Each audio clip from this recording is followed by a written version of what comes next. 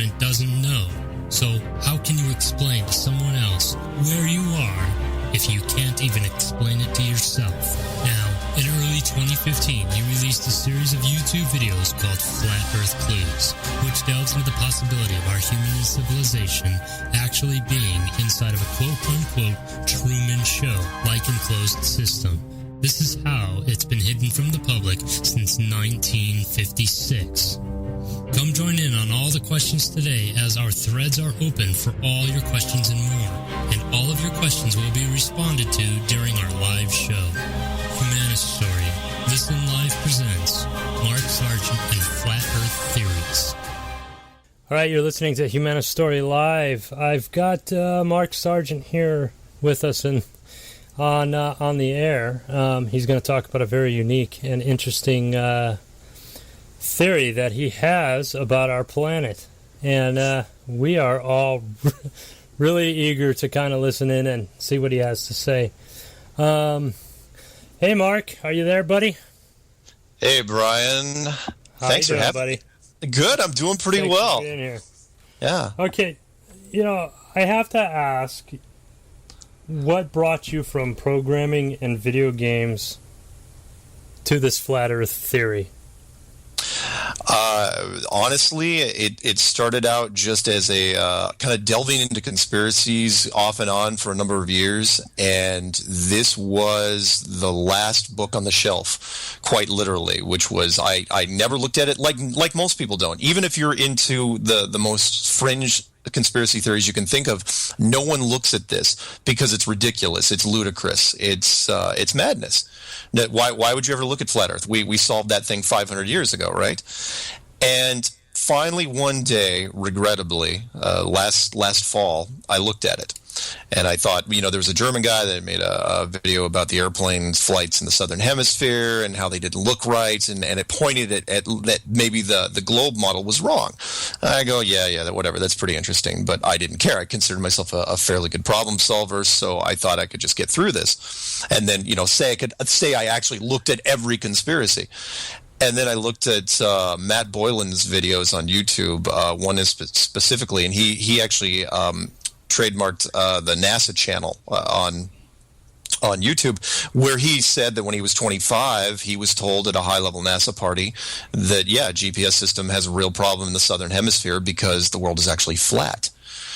And it was how he told the story which kind of intrigued me. He was dead sober. His girlfriend was interviewing him, and I said, wow, that is a great story, made for Twilight Zone TV movie type thing. But I tried to debunk it. And I said, there's got to be, obviously, we know it's a globe, right? So I spent 9 months, not kidding you, Brian, I spent 9 months looking at this thing and went at it from every angle I could.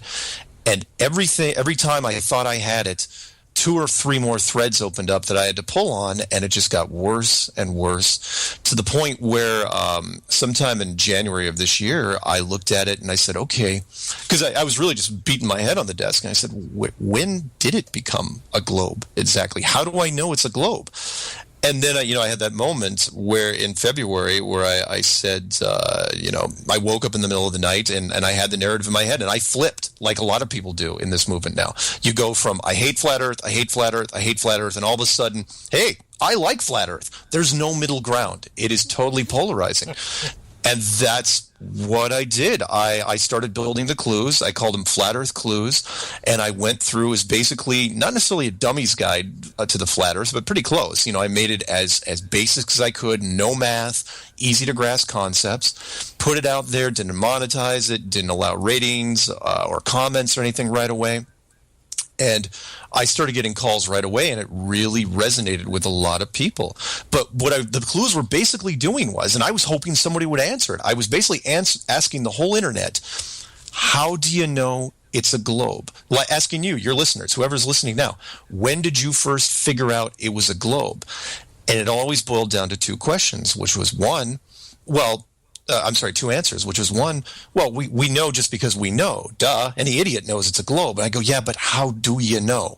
I mean, we know you drop a pencil, gravity makes it fall, right? And you burn, fire burns, water is wet. But how do you know it's a globe? That's what I was hoping. It's like, please, somebody show me out there. And I thought it would have been shot down within a week or two. Somebody would have stumbled across it and say, hey, okay, here's why it's a globe. Here's the proof. You can stop now. And the exact opposite started happening. Everybody that looked at this, once they started digging into it, and then it started expanding, people were doing their own theories. That's when it got to the point now where here we are in October, and the question hasn't been answered, and the movement has gotten huge, and there's podcasts showing up all over the place. I mean, I got on Coast to Coast in 3 months. I didn't even have a website, and it was nutty. So here I am with you talking about this when we shouldn't be. We shouldn't be talking about this, but we are, because no one's put this thing to bed, and it's amazing. So I'm sorry. I don't think we're going to get close to putting it to bed, to be honest with you. But I hope somebody to ask, and I was going to hold off till later on to ask this question, and I know it's in my notes here, but what does your family think of all of this? My family, actually, because the type of person I am, I was eccentric since day one. So even before I got into conspiracies, my first conspiracy experience was, watching JFK in the theater, like a lot of people. Until then, I literally believed everything the news told me. It was like, oh yeah, the news is the gospel. Whatever CNN says must be true, because the media would never lie to us. I actually believed that. Get me started with that. Yeah. And but to answer your question briefly, I was eccentric enough that even like during college, I owned a comic book shop and a fireworks company at the same time. So that's where I started, and I was 19. So when I got finally to this in 2015, years and years later, my family and friends weren't that surprised. I mean, their eyebrows raised somewhat, but they weren't like, oh, you've gone out the deep end and tried to do some intervention with me. Especially once people started calling me, and I started getting radio interviews. So it's like, all right, I must be doing something right. So I was going to touch on transparency being everything, and again, I'm not trying to agree. I mean, the idea of the radio show is to, combat and try to debunk everything. But here's the problem is transparency is important, except that you give your phone number, your address, and you tell everybody to call you. Or write you, stop on by and say hi. I mean, I don't know. I can't really do a transparency thing here. So, To address that real quick, I did that because I noticed, at least on YouTube, where people seem to be gravitating even more than television, is that they want transparency. They want to know if you're the real deal. It's like, all right, well, how can I do it? And I was actually going, how can I do this? It's all right, got to give my real email address. I've only got one. My real phone number, which, you can call and it'll go to voicemail. I may answer it depending. I try to answer some, but honestly, it's gotten nuts. And then my real home address, because people are saying, once I got supporters, people are saying, oh, can I send you money? Can I send you money? I'm going, no, don't send me money. Look, if you're going to send me anything, send me cookies. Because, it's like, you know what? That's good to hear that you just said that you didn't want money, because then there's no greed involvement. So exactly, because you get accused of that too. Once you start, it's like, once you do a FundMe page or something like that, you lose some legitimacy because people think you're doing it for the money. I said, no, this is really about the idea. And for the most part, I got rid of almost all of the shill labels. I mean, there was a couple of people out there that didn't like what I was doing, but what it wasn't because they necessarily thought I was a government employee. I was disagreeing with some of the the pure flat Earth models. My model was slightly different. There was enough difference that I was getting some heat from people that call themselves pure flat earthers. I was going, all right. To my next question, I was going to actually bring up. I had noticed that you call it an enclosed world, and it's not the same thing as flat Earth. I mean, what are your peers saying? Well, it is and it isn't. And the reason I say that is because whether it's enclosed or not, it's still flat. But the piers, there's two basic schools of thought that are out there, and that is one. It's a flat Earth with no boundaries whatsoever. It's kind of like an infinite plane. So outside of our flat world, it's just ice, and there's no barriers. But I try to treat it more like the Truman Show, which is why I really don't like even saying flat Earth anymore. No offense, because I know the radio shows that's what you're going to use because it generates controversy.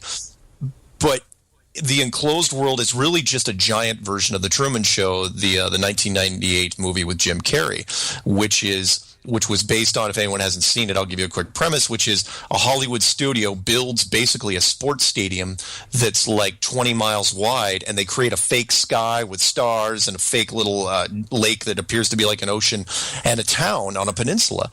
And they convince, they raise a child in this environment, and they base a reality show off him. And the question is, what I said, okay, yeah, you could fool a few people in this town, no question, as long as you keep them from traveling. But what if you made that dome, that Truman Show, thousands of miles wide and say a couple hundred miles high? Could you fool an entire civilization? Say a few billion people. And the more I looked into it, the more I realized that not only is it possible, it is very likely that it's already happened. And we never figured it out, but the government did back in 1956, and they decided to, put a lid on it and keep it a secret for as long as they have. And in 2015, for whatever reason, now it seems to be falling apart. All right, so, you mentioned before that you were a big conspiracy buff. At least that's what you say when you first started doing your... Oh, yeah. I do want to clarify something here, though. Mm-hmm. You say that you're a big conspiracy buff and that you were looking for another conspiracy. Now, the definition of conspiracy, if no one knows, is a secret plan by a group to do something unlawful or harmful. Yeah. And then, of course, you've got theory, which is it's a supposition or a system of ideas that's intended to explain something, especially one based on general principles, independent of the thing trying to be explained. Do you think that this is a conspiracy, or do you think this is more? It's bigger. Let's put it this way. It's so big that really it transcends conspiracy, but I don't know what other words you put on it, because the government has been involved in a big way to at least keep it hidden. Now, who built the original structure? You want to talk about the divine or advanced civilization, the Anunnaki, the Nephilim, take your pick. Whoever built the structure, that goes way beyond conspiracy. That's the creators of where we live.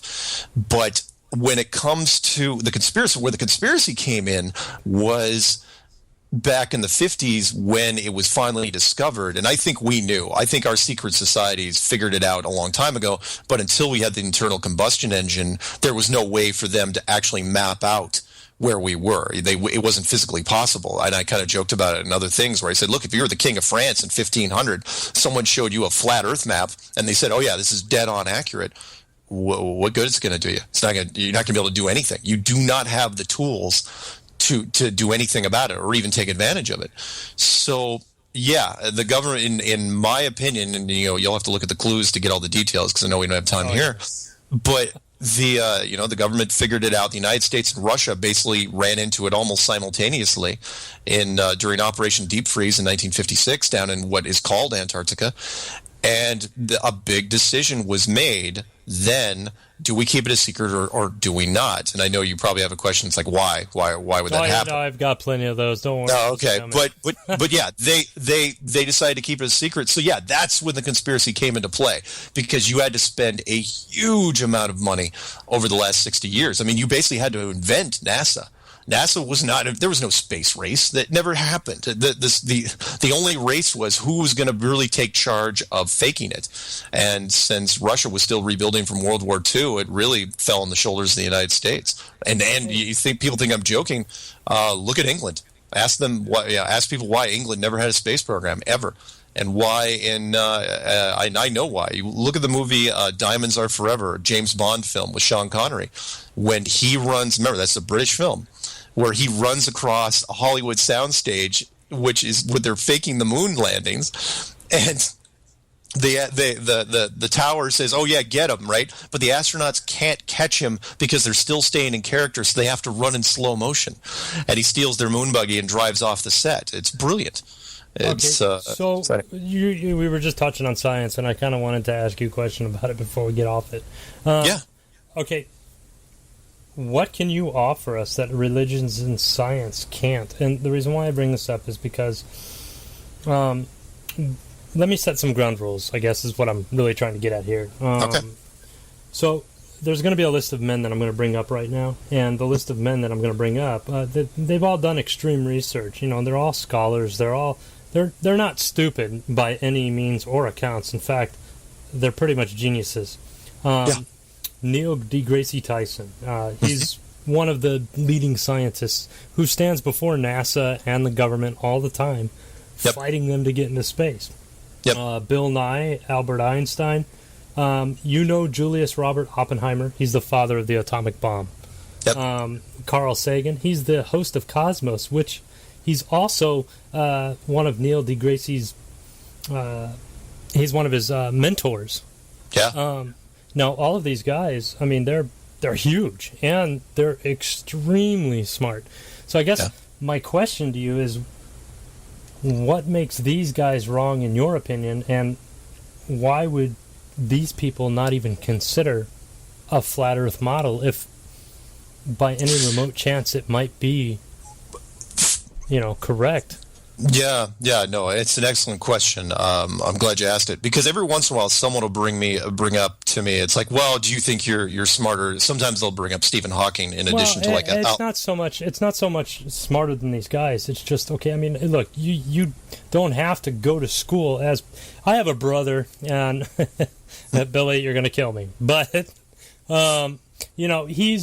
he barely got through high school. In fact, I don't even think he completed high school, but he challenges me a lot of the time when I go up against him. I mean, just, trying to outwit him. And the whole point I'm bringing up here, though, is these guys are like in a whole different class of people. Oh, yeah. And they do it without greed. I mean, they're doing it because it's science, and they back it 100%. So my question is to you, what one puts you on the same level, but two, why would these people not even consider or even think of the enclosed world model? Because they would never consider the enclosed world model. In fact, all these people you listed, except for the ones that passed away, excuse me, I get to drink water,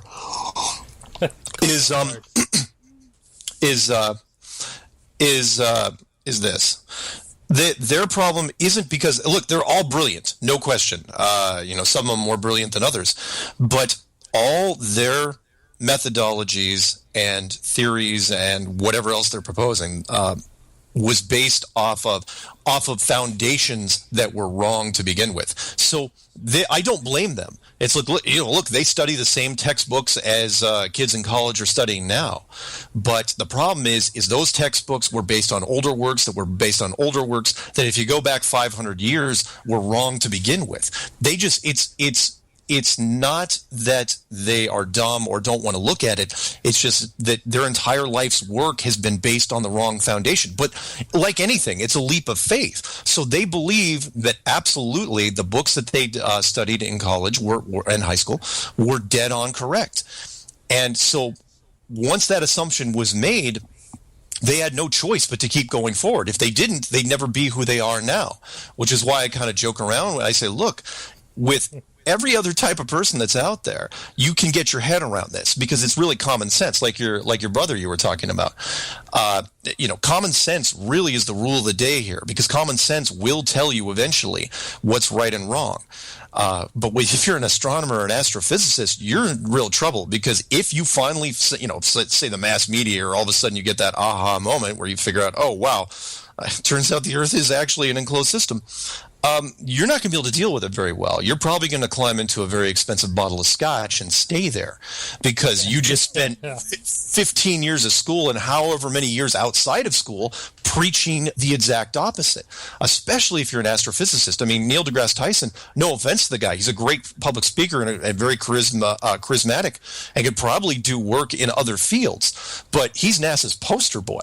You know, they push him out on stage whenever they need something. And no, he's never, ever going to look at it.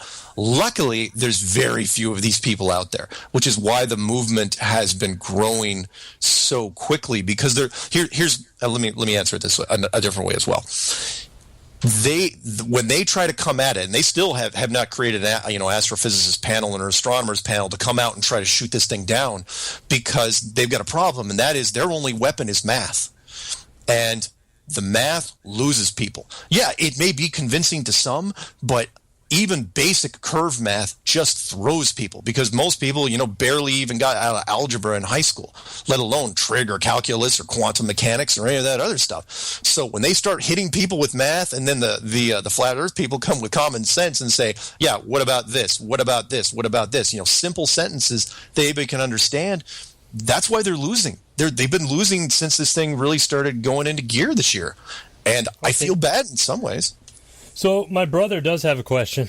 He texts me his question. Perfect. What has he got? Okay, he says, why and how could you keep this a secret?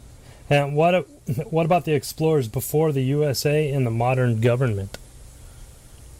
Okay, it's a two-part question.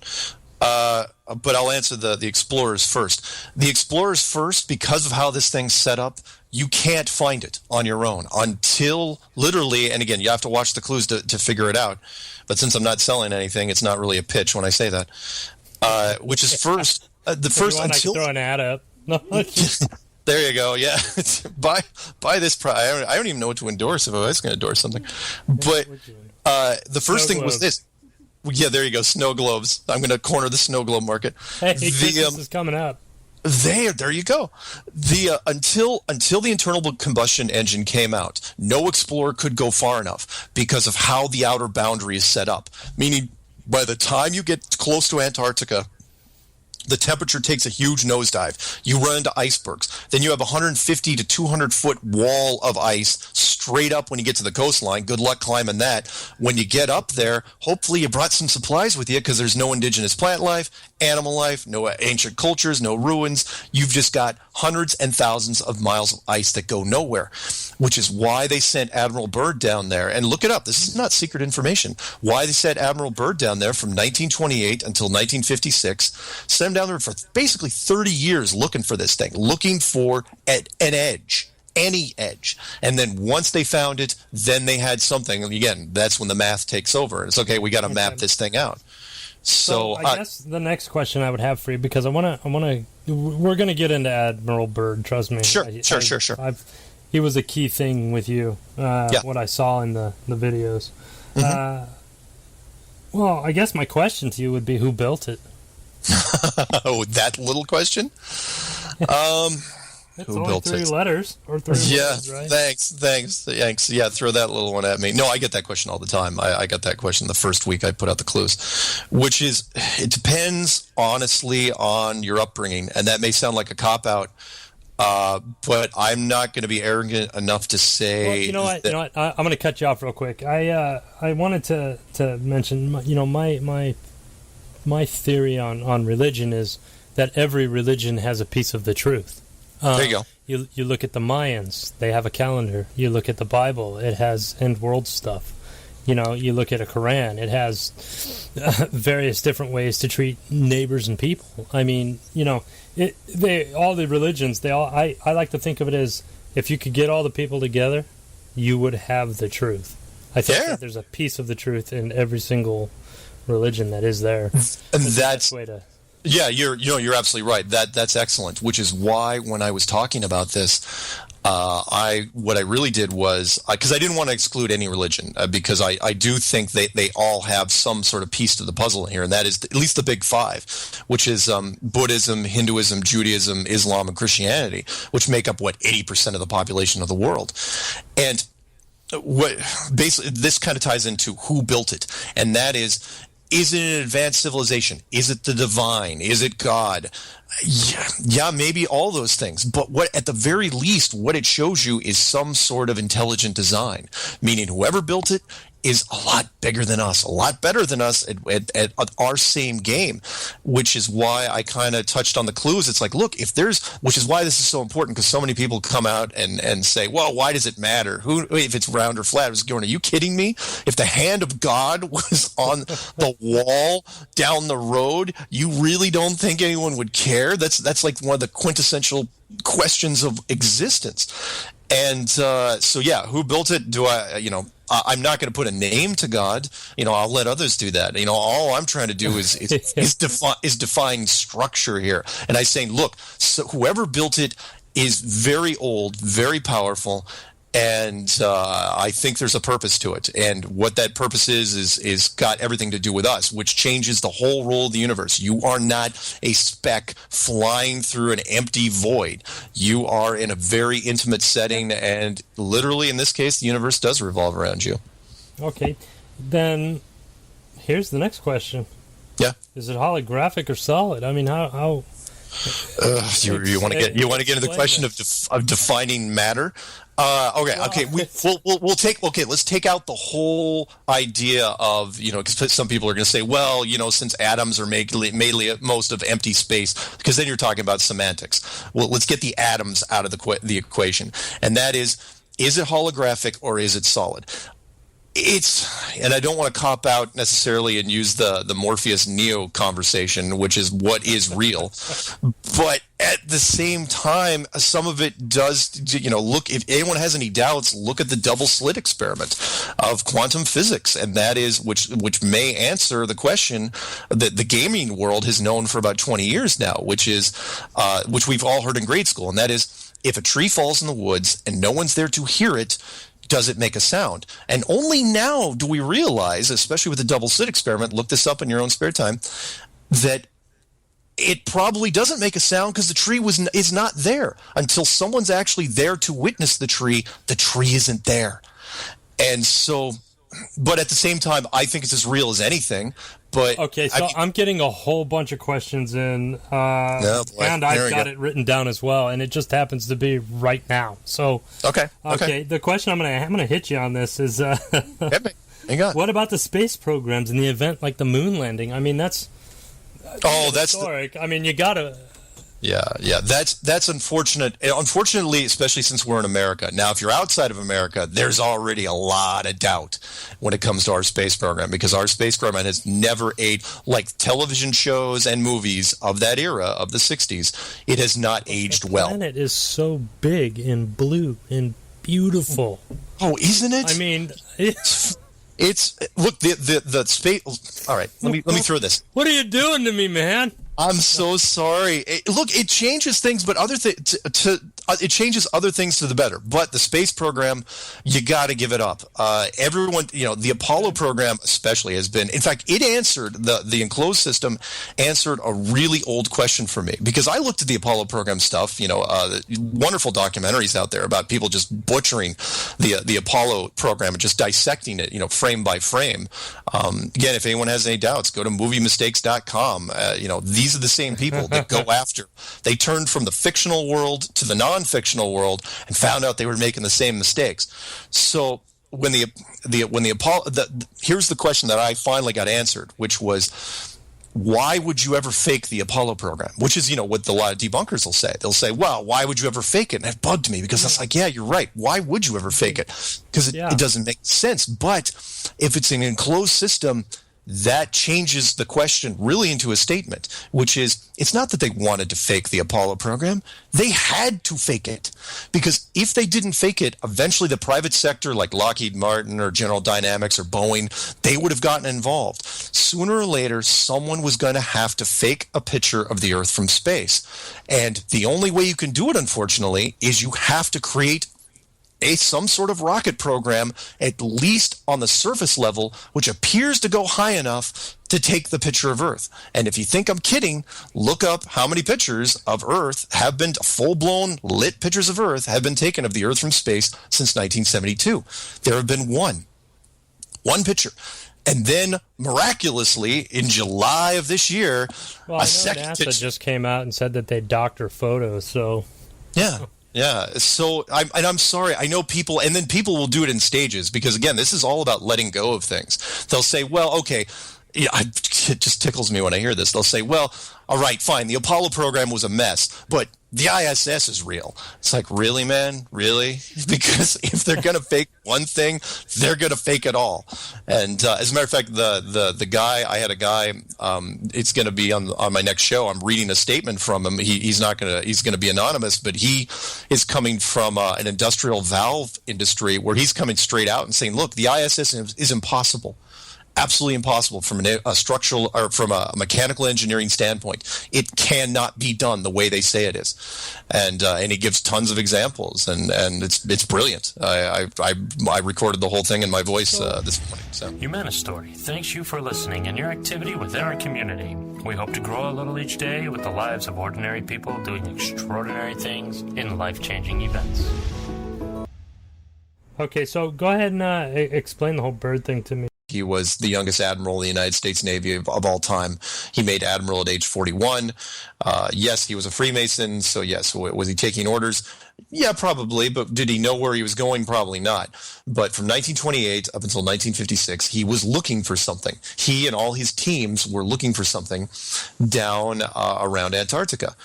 And that was very interesting to me because before Operation Deep Freeze in 1955, he did an interview on a television show called The Longines Chronoscope. And you can see this on YouTube. All you have to do is type in Admiral Byrd interview. He's got very few television interviews, but some CBS affiliate, because remember, this was back in the days when there was only 3 television channels, some CBS affiliate put this thing up on air. And really during the interview, it was exclusive, it was just him and a couple guys talking about this. He was really talking about how Antarctica is the most important place in the world, both scientifically and economically. He said it's basically made out of money, that there's an entire mountain range made out of coal, that there's minerals, there's oil, there's uranium, and there were a slew of countries down there that were interested in taking hold of these resources, most notably Great Britain and Russia, because they had finished with World War II somewhat earlier, and they were trying to rebuild. And he was talking about during the show that he was getting ready for his next mission, which is Operation Deep Freeze. And he said on air, he says, oh yeah, there's going to be missions down there all the time, nonstop, just go, go, go. So during Operation Deep Freeze, he finds something that was apparently so big, so jaw-dropping, they couldn't even come up with a cover story for it. And it was obviously whatever they had been looking for the last 30 years. And all of a sudden, And I don't even think they knew that they were going to find it then, because you don't go on television and say, get all the resource companies to say, oh yeah, we're totally on board with this and let's go make money, because right after Operation Deep Freeze, everybody leaves the ice at the same time, like their lives depended on it. Why not make up something to try to hide resources from people? There were too many nations down there, and some of them were very desperate, especially Great Britain and Russia. They really needed them. Are you really telling me you can talk all these nations to leave unilaterally and then sign a treaty on top of it saying that nobody gets to go there ever? A treaty that's not even up for review until 2041? It's unheard of. I've never even heard of a treaty that has been that unilateral across the board. There's some people. That was the big question regarding going down to Antarctica.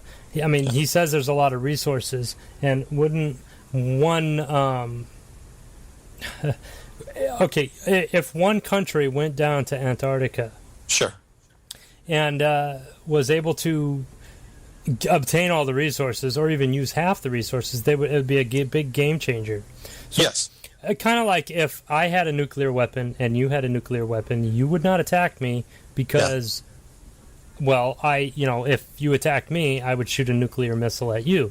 And that would be just as devastating to you as it would be to me. So wouldn't that be reason enough? I guess the question would be, what makes you think that it was a barrier of sorts and not necessarily just resources? Yeah, just the resources, because that would change the entire economic pool of it all. Excellent questions, and he really should watch The Bird Wall again, because I really delved into that, and that's what I was thinking. I watched it, and You know where I'm going with this, which is it wasn't just about the resources or leaving the ice. It was all the moves that happened off of Antarctica at the same time. The first of which was that the United States and Russia, for apparently no apparent reason, just started ramping up their rocket programs at a fevered pitch. And within a year, so they start their rocket programs immediately after this happens, after Operation Deep Freeze happens. And remember, these were the two countries that were the big players down there. And within a year of the rocket programs getting off the ground, they started attaching atomic weapons to the top of them, and they started firing them straight up for 4 years.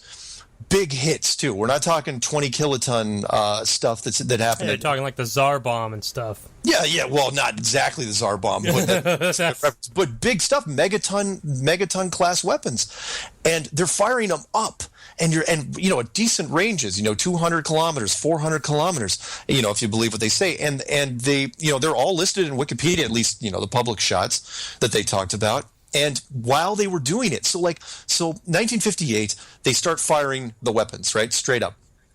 By the second or third shot, I mean literally by the second or third shot, not the package of shots, but the second or third shot, United States just forms NASA.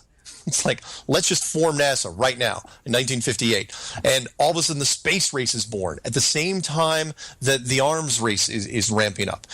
And then in 1959, here's where it gets really interesting. 1959, NASA, an employee at NASA, Van Allen, more specifically, announces the Van Allen radiation belts, the most deadliest. They couldn't help themselves. So in 1959, they say, "Oh yeah, by the way, there's this huge, thick band of radiation which will kill anyone that goes through it. So don't ever go up there." And at the same time they announce the radiation belts is the same year they signed the treaty down in Antarctica that says nobody's going down there. And I'm sorry, if you announce one or the other, and you space them out, maybe I give you the benefit of the doubt, but say, oh, by the way, the outer edge is off limits and the upper edge is off limits at the same time, that screams structure. And, sorry, go ahead. Well, okay, are you saying that it's enclosed to keep us in? Yeah, that's exactly what I'm saying. I'm saying that nobody is allowed to get out of this place. And I'm not even, but I'll go one step further, and that is, I don't think the Van Allen radiation belts were ever real. I think it was just their excuse to try to militarize space, which is exactly what NASA was. NASA became the gatekeepers of space. And that is, and even today, even if every private space program has to go through NASA in one way or another, or they have to go through the AST, the Aeronautical and Space Transportation Bureau, which I didn't even know existed until I called one of these SpaceX or equivalents. I called Interorbital, had a discussion with them about what was going on, and I thought that they had to file their flight plans with NASA. No, they have to file their flight plans with a whole other bureau of the government, which no one's ever even heard of. But the Van Allen radiation belts is another fascinating thing, which I've got to throw at people out there who are listening, because that's the big gorilla in the room when it comes to NASA that NASA will never talk about. And that is, if you announce in 1959, and that's when they didn't just shoot themselves in the foot, they shotgunned their own leg off, which was, they say, oh yeah, the Van Allen radiation belts, horrible, terrible, you can't get through them. But 10 years later, starting with, I believe, Apollo 8, they start making round trips through them. Right? Round trips. That's 2 ways, right? Through these thick radiation belts. Nobody died. Nobody got cancer. None of the pods were contaminated to the point, it's like, they just put them straight into the Smithsonian. Those things should have been glowing. The astronauts should have been glowing if that was real. The question is, how did you get through the belts if you didn't have shielding? Because what they didn't realize, because nobody knew anything about radiation back then, is there's really only 2 common elements you can use to stop radiation. One we know about, that's lead. That's what you wear at the dentist's office before you get your x-rays taken. And the other is gold. Yeah, the other is gold, which is twice as dense as lead. And that's, the problem is you can't put super heavy things on the top of rockets. Basically, you can't fly an anchor. They knew this. So how did you get an asteroid that hits a rocket, goes right through it? Yeah. Yeah, and so anyway, the point was all these moves were happening right after Operation Deep Freeze, and it just got worse from there. Then the Apollo program was announced. In fact, the Apollo program was announced Deep Freeze is the United States operation. It's the operation that sent Byrd down there with 4,700 men. No. That was Operation High Jump, which is a whole nother can of worms, which was... We did expeditions down there the entire time, with the exception of a gap, which was World War II. But guess who was doing stuff down there in World War II? Nazi Germany. So Operation High Jump, which was right after World War II in 1956, we sent down a full-blown carrier group, 13 boats, I believe, 5,000 men. And who was heading up the whole thing? Admiral Byrd. Who else? And the rumor was that they were there to try to root out the rest of the Nazi forces who were trying to escape down in Antarctica. Why, I have no idea. Where they were going? Did they find a door? Who knows? Okay, so then there's a few questions about the dome itself in Antarctica. Which Sure. If we were to go to the edge, yeah. What will we see? The roundness of the planet. You mean the circular part of the planet? Yeah. Yeah. You would. That's why I think they started up the rocket program, because I think they figured it out by plane. Now, whether it was a hard barrier or a soft barrier, that remains in doubt. But what they realized was it was so large that they couldn't figure it out where they were.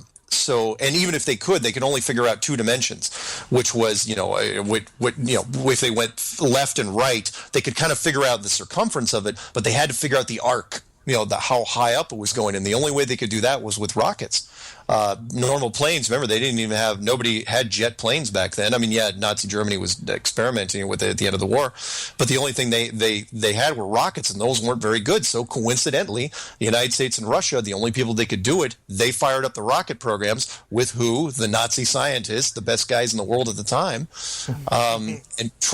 When they were firing the rockets with the atomic weapons, they were hitting the sky. They weren't doing anything other than to try. Well, one, they were trying to bust through it, which was that's a terrible idea. And two, but that's what guys would do. And two, they could paint the sky, and every rocket they learned more and more about exactly how high they could go. Because the space program, you can't just send rockets up straight up. You need to know exactly how far these rockets can go before they arc over, because otherwise you're just going to crash them right into whatever's up there.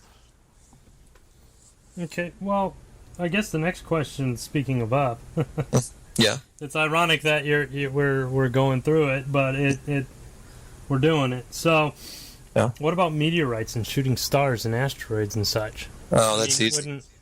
I'll answer that two ways. One will make you ask a question, and the other one kind of will make sense. And that is, first off, as far as if you think the Earth is a globe, right? Then meteorites and asteroids pose an interesting problem, because if there are depending on what list you look at, from 3 to 15,000 satellites in all different ranges, some geostationary, some are orbiting, but no matter what happens, every time there's a meteor shower, and the local news will announce it, say, oh yeah, it's really pretty. You can look to the west and, look towards these stars and you'll start seeing it. Nobody seems concerned that these meteorites, even though they're entering the atmosphere, are going to strike any satellites or any space thing or anybody that's up there, which I think is very, very interesting. However, when it comes to meteorites, excuse me, drink of water.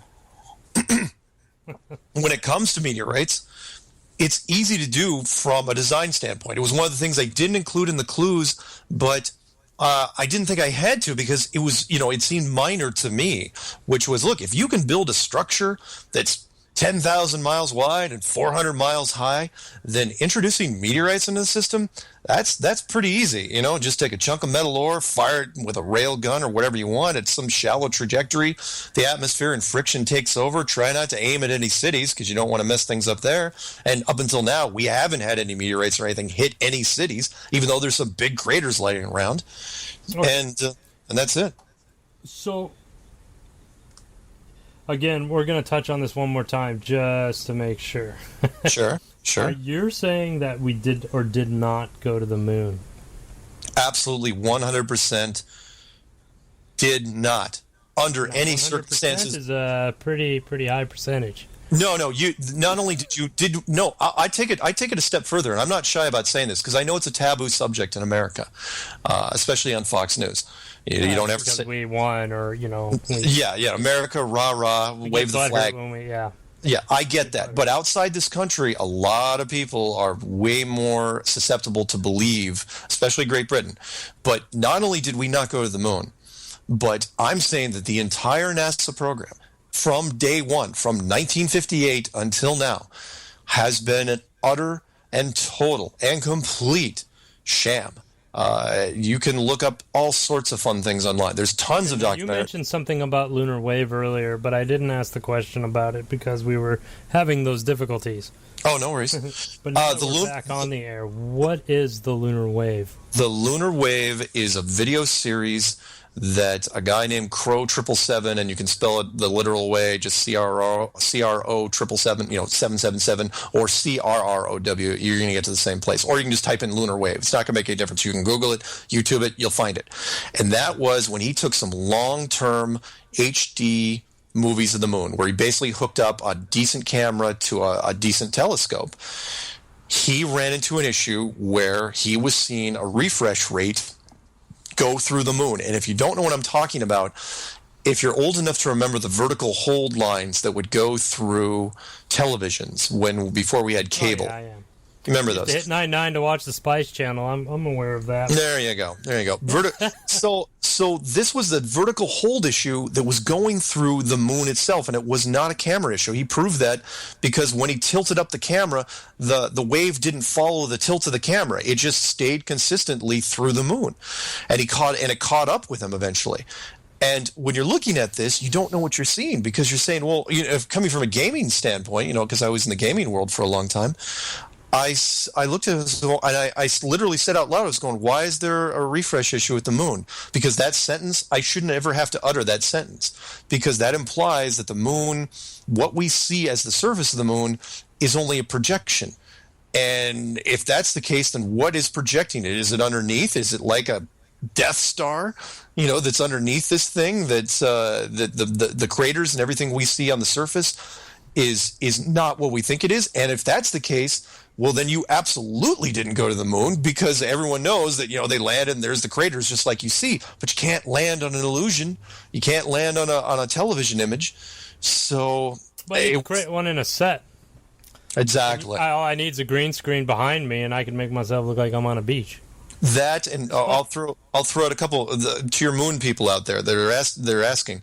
I said this in one of the clues, and that is fine. Find me a single video image, clip of any astronaut with the camera running. And I mean, not just the moon, any astronaut. But we'll pick the moon. We'll pick on the moon right now. Take an astronaut with the camera running who just turns around. With the cam running, that's just a panning shot. All right. So, I do have a question on that though, because we do have the Hubble telescope, which pans around. But that's the Hubble telescope. I want an actual astronaut, somebody holding a camera that turns around, because they can't. The Hubble telescope, no, it's a joke. The long term, that could be an illusion as well, right? I mean, well, it doesn't have to be. I mean, look when the Hubble went online and realized that all the images that we were able to create at that point. The Hubble everything about NASA, and I can't stress this enough. And I know it's tough, especially for Americans. And look, I'm there with you. Look, rah, go team. But at the same time, are you trying to get a shot? No, not at all. It's this. There's a reason why I'm doing this, and if we ever get to it, I'll tell you. But when it comes, if we live long enough. Live long enough, you'll be fine. As far as I have not got any death threats or suits and sunglasses showing up. I'm really surprised. I mean, not just from suits, but I know people who really take religion seriously. I mean, no. Religion has actually gotten on board with this thing, mostly because. And people forget that up until 500 years ago, every religion, every tribe, every culture, they all believed in this.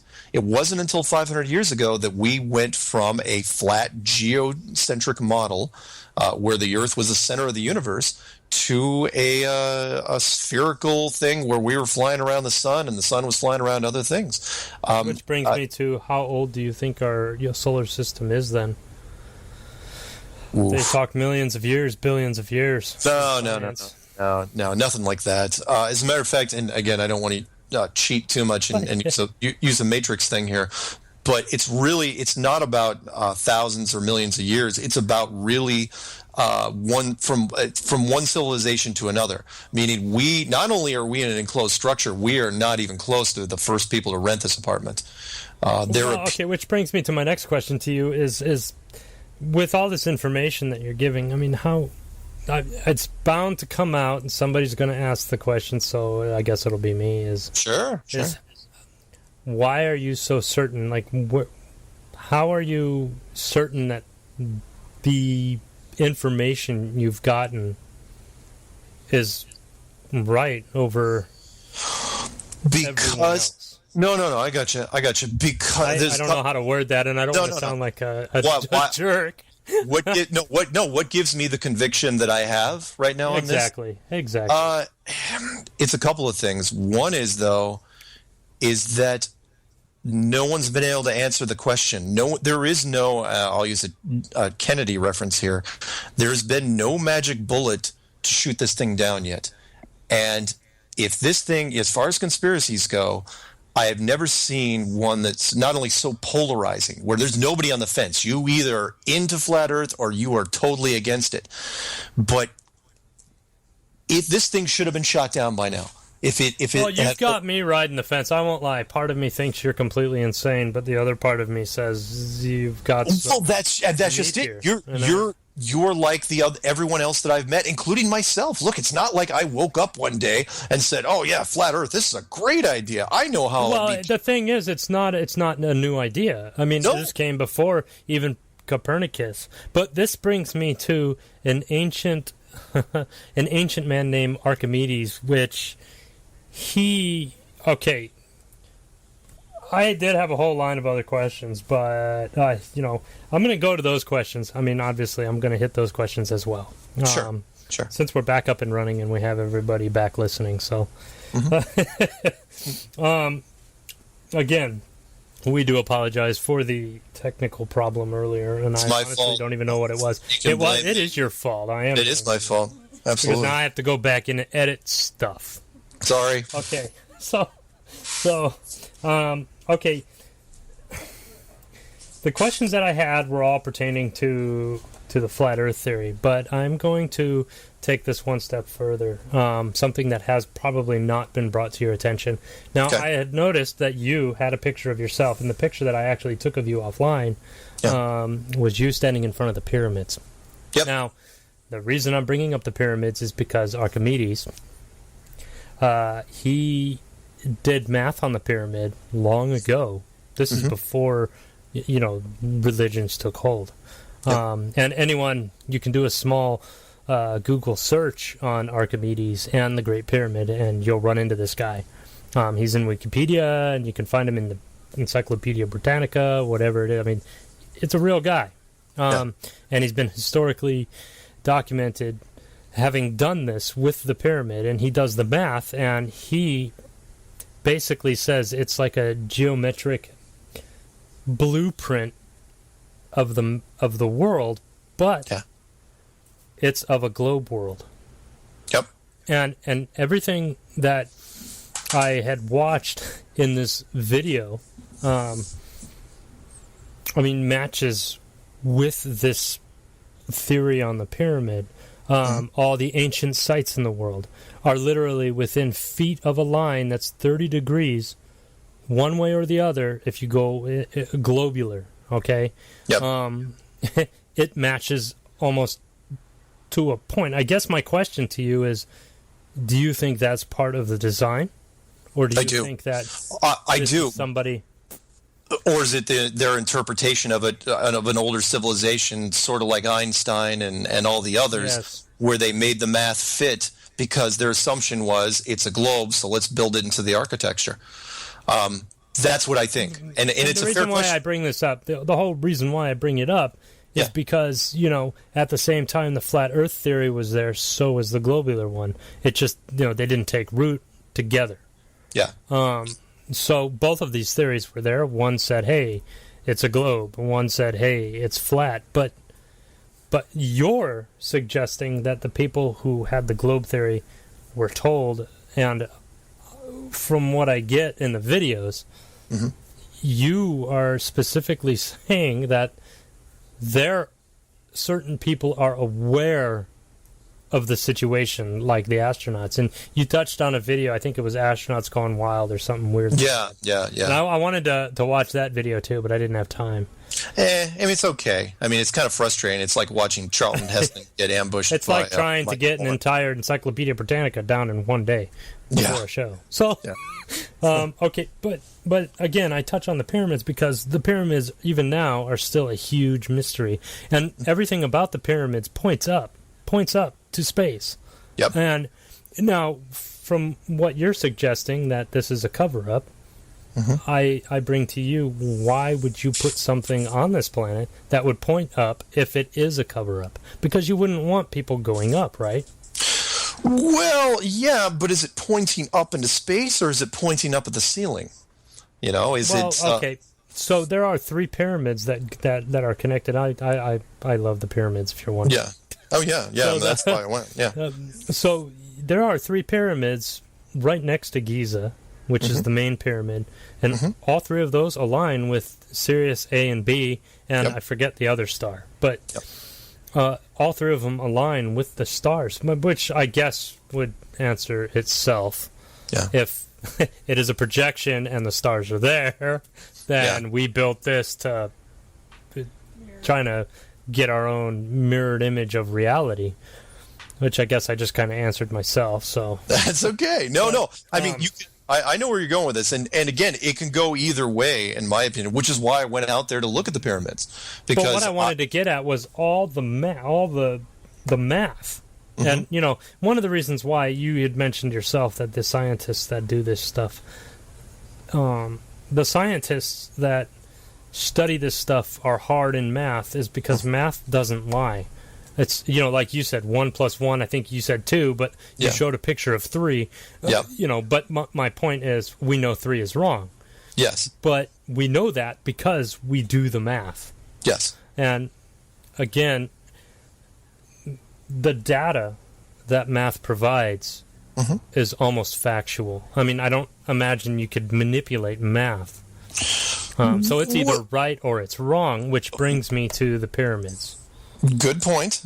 So, yeah, and you're saying because there's a lot of math built into the pyramids, and a lot of the math does talk about not only about alignment with the stars, but also a sphere. And, you know, the solar system, there's a whole bunch of math, some wonderful things that are built into it. However, I'm going to treat it like everything else that was built. And that is, they were built it on the assumption that that's what it started out as. You know, whoever built the pyramids, maybe they didn't know that it was, you know, there was an enclosed system. Maybe they did. We don't know. But I bet you if you went back and revisited the pyramids from an enclosed standpoint, maybe you could find something in the numbers that pointed towards the enclosed system. I don't know. It's still too young. I mean, you got to remember, we've only been doing this since February of this year. I am amazed at how much information you have put together and just. Well, not just me. I mean, everybody. It's been just a wild ride, and I'm still trying to figure a lot of the stuff out myself. But I do like where you're going with that.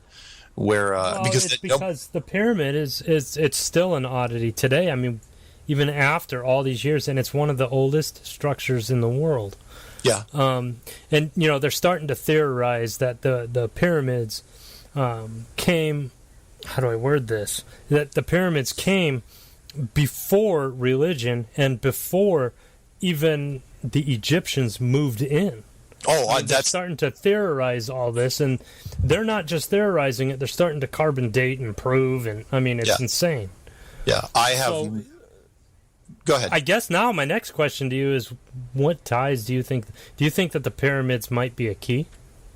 Yeah, I do. One way or another, I had no You doubt. went out there. So. Yeah, when I went out there, I really wanted to stare. I walked up point blank, and I sat and stared at him for a long time, and just walked around and tried to figure out what was going on there. But what you were saying, that was the first thing that hit me, because I got a chance to go around Cairo, and that was, I don't believe that whoever builds. I absolutely think they were built by a previous civilization, and there was a big gap between that civilization and ours, because whoever's still, and I'm not picking on Egyptians if there's anyone listening, but You don't they want had Muslims mad. no, they had nothing to do with the building of that pyramid, or those pyramids. They, there's no hieroglyphs that show any of the building. It said, oh yeah, we built it in 30 years. But again, you can look at the number of blocks that were done. It's like, you didn't do it without help. And one other thing real quick, and that was the Sphinx. I look at the Sphinx more than I look at the pyramids, because people were talking about the Sphinx being even older than the pyramids. And that it wasn't a head of a pharaoh either. That it was actually a lion, and a pharaoh came in. Because it's so obvious. Well, yeah, because they're not thinking that. They're starting to say this is actually what happened, and it makes sense when you actually watch the videos and you see it. I mean, you've got to see it firsthand. I've never been out there, but I've done a lot of research on the Sphinx myself. Yeah. And the fact that these things are so massively huge. I mean, we don't even have the technology today to move that stuff. No, we don't. They're very impressive structures. I encourage anybody to go out and check them out yourself. Although nowadays, with a decent HD DVD, you can get pretty much the same feel, believe it or not. Yeah. Which brings me back to our enclosed model here. The prior to the dome being built, what do you think the planet looked like? I think, depending on which civilization you go back to, I think it started all the way back with the Pangea model, where there was a supercontinent in the center. And believe me, a supercontinent works way better on a flat model than it does a globe model, because, then it spreads out evenly. I think there's been 5, 6 or more versions of this. So I think it started out as... you're talking about the Pangea model. Now you're talking about a different map, so I'm going to bring up something because it was also brought up to me. Sure. You're talking about Pangea. Yeah. And we look at a world map now, right? Mm-hmm. Mm-hmm. I don't know how else to word this because I can't find the damn question. I wrote too many questions down. You have filled my head with a bunch of questions, man. Sorry. Okay. What I want to touch on is there's I guess 3 or 4 different maps. Then, I mean, you've got the map that we know of as the globe map. Yeah. And then now you touched on an AE map in one of your videos. I don't remember exactly. I think it was the flat Earth map or... Yeah. The flat Earth map is the AE map, which is... Yeah. Can you get into detail on this map? Sure. It's called the official. I call it the AE because the official name is not very flattering. It's called the I couldn't pronounce it. That's why I said it to you. Yeah, and I hated it the first 100 times I said it. It's called the azimuthal, AZIMUTHAL, equidistant map, which is a long term for saying that you're looking at the world as if you were a globe staring at the top of the North Pole, and you just flattened the globe to where the continents spread out. And spread-eagled, basically. And Antarctica, because it's on the bottom, became not a continent like Australia, but was stretched all the way around on the outside.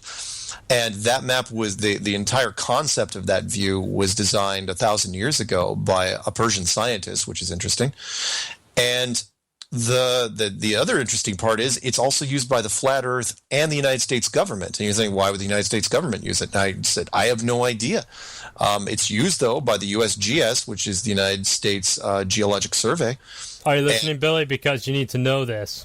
It's in their catalog right now. You can look up on Wikipedia, and it's really interesting. All you have to do is look up list of world map projections. You pull up a list, and you can go through all these projections. There's a whole bunch, but this is the only one that's actually tied to certain groups. It's tied to United States government. It's tied to Al-Biruni, the Persian scientist, which happens to be also NASA named a moon crater after him for no apparent reason. And it's also the UN flag. The UN flag. Go ahead. When you stare at the UN flag, you're looking at the AE map. But there's something missing about the UN flag, and I'm not going to take credit for who found it. That was Matt Boylan. And he says there's no Antarctica on that map, which is interesting. Which brings me to the next question, because everybody is asking that question. On this flat world map, where's Antarctica? There is no Antarctica. That's the trick. There is no South Pole. It's the one thing. There's two things on the flat map which are the giveaways, and one of which, though, the big one is Antarctica, because on a flat map there can't be an Antarctica like we know it. Like this big white mass that's the size of Australia or maybe a little bigger. It is literally the outer rim. It stretches around no matter what direction you go, you will always run into Antarctica. And you say, well, we kind of run into that on a globe too. I'm going, yeah, not really. Not really. I mean, technically, on a globe, you could go, start going around the equator and you'd never run into Antarctica. But on a flat map, no matter which direction you go, you will always run into it. And which is interesting, because that is the one continent that is sealed off from everybody, by the Antarctic Defense Force, and why no corporations can go down there, and why it's been sealed off since 1959 and will continue to be sealed off forever and ever. So yeah, Antarctica, an interesting place. Look it up if you get a chance. Yeah, but the UN flag, brilliant. The fact that the UN flag, that design was finished in 1946, even though Operation Deep Freeze wasn't until 10 years later, which makes me think that the powers that be, the authority, which I call, the governments, the elite, and the royalty, they knew about it. So there was a guy back, I want to say in the 1500s, and he came from China or Japan, and I cannot remember his name right now. I would love to look him up. I was trying to find him for you before the show. But he, it is, what's the word I'm looking for? It is theorized that he had written or drawn a map of the globe and had done this prior to the 1700s when Copernicus did his. Okay. So they're thinking that the Chinese actually sailed the world before anyone else and documented it. And you can find this map. It's hard to find, but you can do it. And I guess my questions would be to that. If I could find the name of the guy, I'm probably going to bring you back to this show that's again. Okay. That's all right. What perspective was the map? Do you remember? Was it a? It wasn't obviously an AE map. It was a globe map. And he had drawn it out, but what I wanted to ask you about it was, what did you think of that? And I'm sure somebody else has brought that up to you. Yeah, I can't remember that guy's name. They've usually brought up the generic question, generic version of that, which is, how can explorers sail around the world on a flat map? Wouldn't they know? And it's like, no. That's like a submarine. It's like one of those baking soda submarines in a bathtub. That's not a hard question. Yeah, well, no, because some people say, well, it's like, is it possible? Wouldn't you be able to tell? Wouldn't you just sail off the edge? That dumb old thing. It's like, no, because if you're sailing, if you're circumnavigating the globe from the equator standpoint, you're just really kind of going around in a big circle, like a record needle around a record. But since you're talking about such vast distances and you're doing course corrections, no one's going to figure it out. You're just making one big giant left-hand or right-hand turn. You come back to where you were, and you say, "Oh yeah, well, it's probably a globe." It doesn't have to be a globe. You could do that on your own circular dining room table. It's really no different. So okay, all right. So you're, I don't know what to say. You've got answers to all these questions, which means you probably. I've been asked these questions. I ask these questions, believe me, when I say anyone that's out there is going, well, I can debunk this, fine. Please try. Because if it's in your head, you're going to do the same thing I did, which is you're going to look at this thing, you're going to try to tear it apart, and after a while, you're going to keep running into dead ends where you can't solve it. And then you've got to ask yourself, how do you know? How do you really know? Well, do you know? Okay, so then how come no one's actually gone in straight lines all around? I mean, we have the technology to do it now. We've even got submarines that, I had he was kind of like a dad to me. His name was Mike. Yeah. But he worked on nuclear submarines, and he would go in the water, right? We go deeper than a football field, and I can't tell you how far we go because it's classified. Yeah. I've heard the spiel. Yeah. But the whole question behind this, the whole line of thinking is, well, how come they haven't gone in a circle? I mean, or at least gone in a straight line to the edge and gone around in a circle to prove the theory. Excellent point. Find me someone that's even tried. The very question itself raises more questions, which is, lots of people have circled the world at the equator. Find me someone that's done pole to pole. Or I'll even use the sub thing, because if you caught any of the stuff brings me down to below. Yeah, well, we talked about above and we talked about on land, but there is below. Yeah. Well, there's below, and it's really fascinating you mentioned that, because over the last 3-4 weeks, I've had a series of people come forward, several from the military. One was a submarine chief electronics technician, did 20 years on 5 different classes of subs. The other guy was a missile instructor, master training specialist for the Sparrow missile system, and he's currently in. I don't know what's going to happen to him if he keeps talking about it. But the submarine guy, he mentioned some. In fact, when I had both of them, not only did I have them on my show separately, but I had them both on a show together comparing notes, and it was really interesting listening to them, because one, the sub guy said, in the 20 years, it's compartmentalized, and if they're comparing notes, I know, might not be a good thing. Probably not a good thing, but who knows what's going to happen there. But the submarine guy was saying, look, he goes, here's what's so interesting, because this is a pretty social guy. He goes, I've never even heard of anyone in the submarine biz, including myself, that ever did a submarine mission below the equator. He goes, that struck me as odd. And then when they were comparing notes, they were because I asked him on air, I said, look, have either of you gone to Antarctica? Do you know anyone? And they go, that's really strange you'd mention that, because there's not only had they not know anyone that had done anything in Antarctica personally, but there's never a mission thing that comes up. There's always opportunities. It's like, oh, you want to be stationed here, you want to be stationed here. Antarctica never ever comes up, and so they were kind of speculating on what military branch actually runs the coastline of Antarctica, because they can't even figure out a way that they themselves get stationed down there.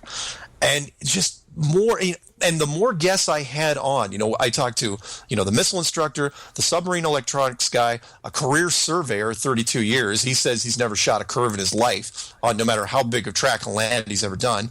A flight instructor who owns his own flight training school.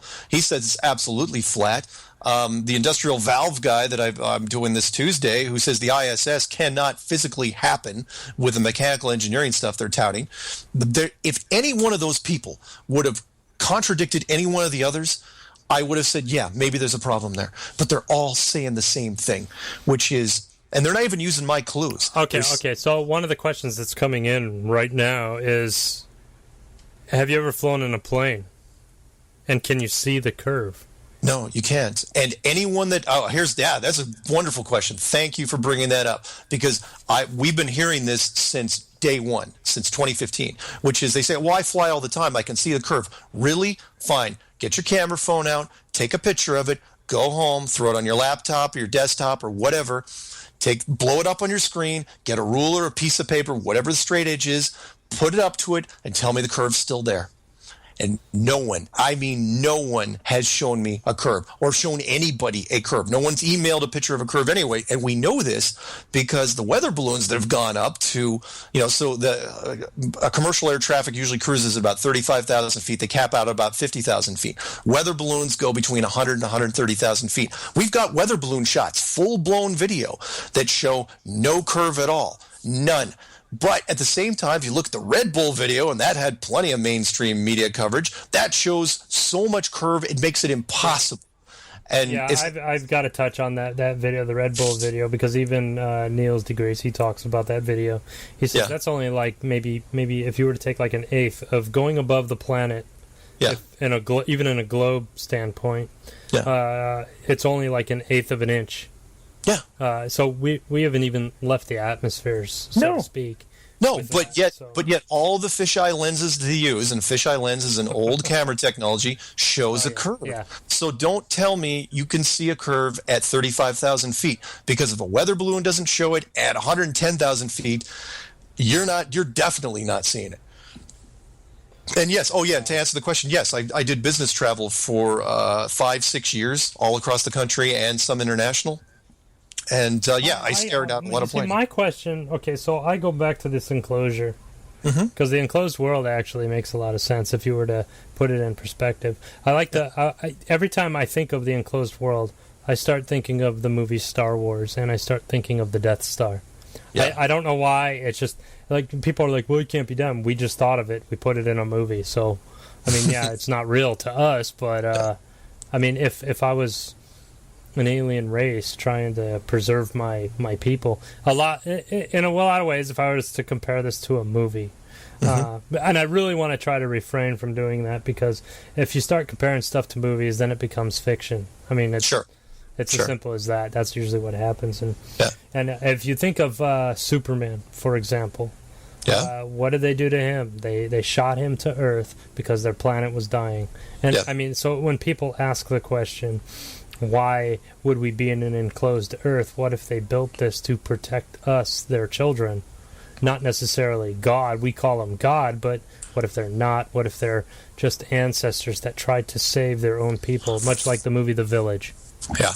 But much like the movie The Village, we could be, and I've said this a couple different ways, but think of, some people say, well, are we like a box of kittens that we're just trying to be protected, that we're not ready for whatever's outside of this place? And I'll go even so far to say, or we could be a box full of baby scorpions.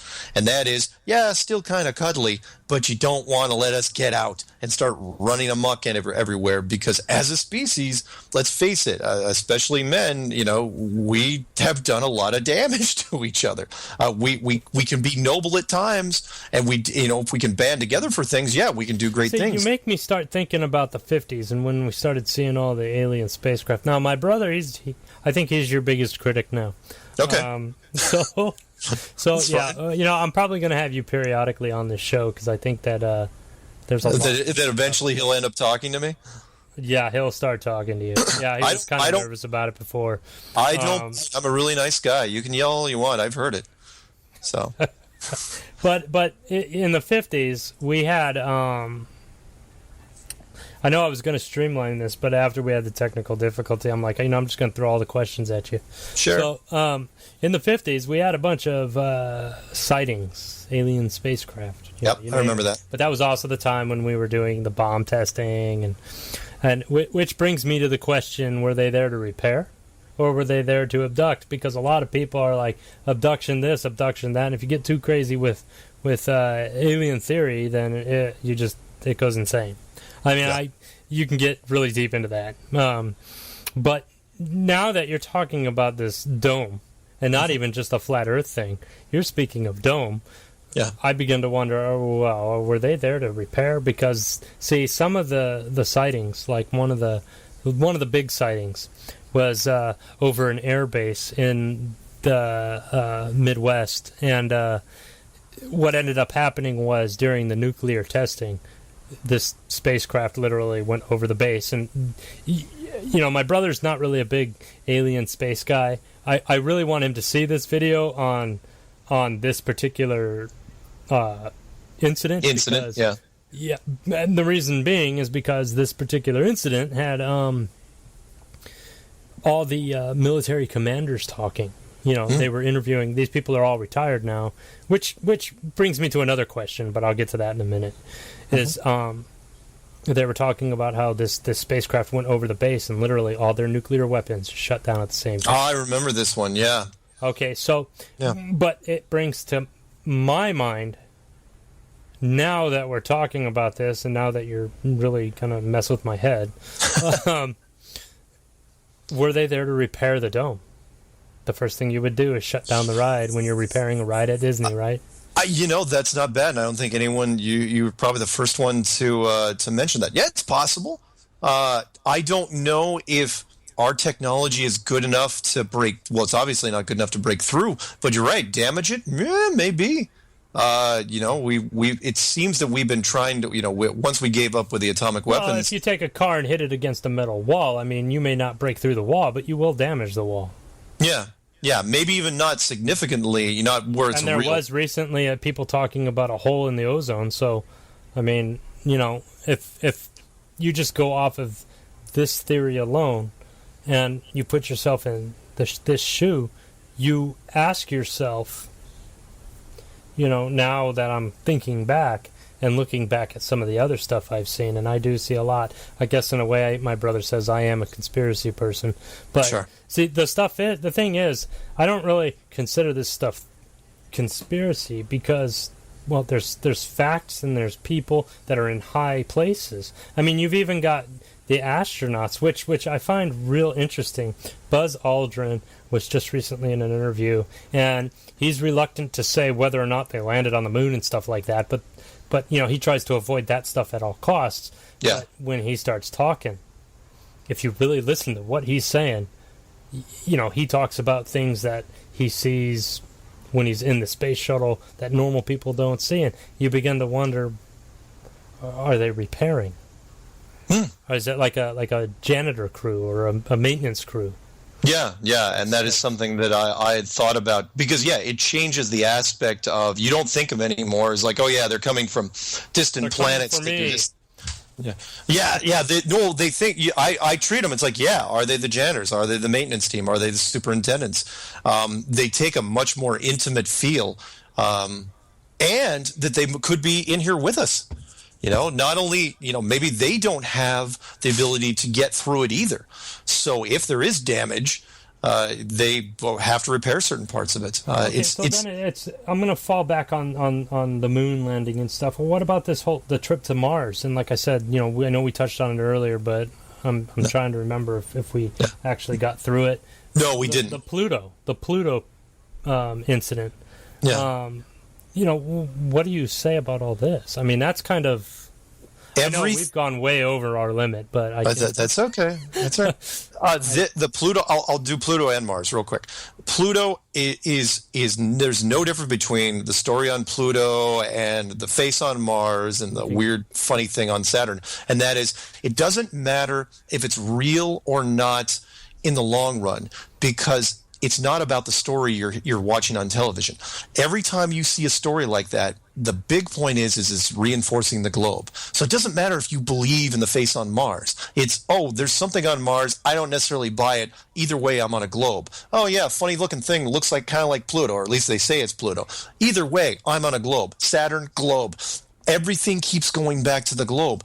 You can't get away from it. And all the future stories they're talking about, taking a mission to Mars, never, ever, that's all caps underlined, ever going to happen, because the detection ability of the internet to figure out mistakes, and that goes with any movie, any piece of media anywhere, is going to look at any space program in the future with a microscope. You wouldn't even begin to fake. Look, I would, even if they gave me an unlimited budget and the best people in the game to do it, I would not fake a mission to Mars, because there's going to be mistakes made.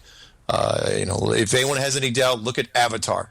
Amazing effects, triple checked everything, and there's still movie mistakes in it, and it's mostly a CGI movie. So, and that's with our technology. Yeah, I can't imagine what kind of technology it would take to do something like this. No, I mean, honestly. Well, okay. Oh, you mean to build a structure like this? Not as much as you might think. I mean, we can do, if we were given enough money, if they said make a planetarium 100 miles wide and see if you can fool an entire town. Well, we want to do that when we go to Mars. Isn't that the whole idea behind the Mars missions? Right? They want to build a planetarium so that they can live on it. Yeah. So I would imagine it's only resources and time. And once you build it, you don't have to build it again. It's not like they throw this place away, as soon as it's done. They go through civilization after civilization. What happened to the Atlantean people? What happened to the people that built the pyramids? Okay. So so here's a couple more questions. Okay, so you're stating, and I just want to make this really clear for everyone that's actually listening. All right. Okay, you're stating that we've never been in space. Never.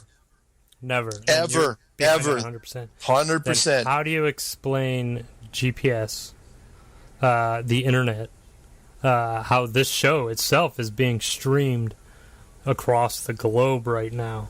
Okay. And wait, which part you want me to do first, GPS or the internet? Yeah, I'd imagine they're all one and the same. But they are pretty much the same. GPS, if you have any doubts, you gotta have to watch the clues to see it. I dissect. In fact, I didn't even want to dissect GPS when I first looked at it. I was going, whatever. But when I got into GPS, look at the massive. The easiest things are the biggest things, and that is look at the massive gaps in the southern hemisphere when it comes to air travel. And by that I mean GPS does not work in the southern hemisphere over the oceans. I know you can touch on that. You can look at it any day you want. The planes are not tracked. If it's a global positioning system, and by that I mean, and I had the flight instructor come on and give me some really great details on the GPS system. There's supposedly 24 satellites. It's created by the DoD, that's the Department of Defense, U.S. military. It should be blanket coverage over the entire globe. It's called Global Positioning System, and yet the South Atlantic, the South Pacific, the Indian Oceans, your plane is not being tracked. If you have any doubt, what about ship movement? Compensated, or is possibly using the Loran system. We were looking at that with the submarine guy and the Navy guy, and that is the old Loran system, which was tower based, seems to be still operational, and that's what they've always been using, and running tons of fiber optic cable as far as the internet goes. They try to do as much tower stuff as they can, and if you're in a ship, got to remember you can compensate with software in a ship, but when it comes to, the GPS system is not there. It is not in fact, the Navy guy, the one guy who was doing the missile systems, he was really specific about saying, and the submarine guy was saying that GPS, even though it's a DoD system, is not their primary navigation tool when they're on the open seas. And I go, why not? He goes, because we just go by charts, and the charts are all wrong. He said that the charts, absolutely, the navigation is wrong. Sometimes we'll show up to port days before we should be there. It doesn't make any sense. GPS is a backup system for them. Okay, and what about throwing a ball up and watching it hit the ground? Let's talk for a minute. Okay. What do you want to know? The potential. Okay, so based on the globe model, we spin through space at ungodly speeds. And if the world were ever to come to a screeching halt, we'd slam and turn into spaghetti. Sure. And that would explain why, just when you spin something, it will make it go down. It's a gravity force. What do you say to that? I mean, first off, is the flat Earth even spinning? No, it's not. There is no spin. You can't spin. Well, you could if you wanted to, I suppose, like a record. But I mean, even if you did, well, yeah, exactly. Even Disney does it with one of their restaurants. They slowly spin the thing. Yeah, if you spin the flat Earth, the problem is you're going to run into detectable G-force, sideways G-force, the closer you get towards the edge. But you don't have to. So then the question is, what is gravity on a flat Earth? And then I come back and say, well, what's gravity on a ball? Is it just mass? Is it just density? Because on a flat Earth, you could still use density, or you could use, my favorite is the stuff that we've been using in the gaming world for about 11 years now, which is really a form of molecular magnetism, a magnet that can pull everything, including organics. That's all. That's touch on a magnet.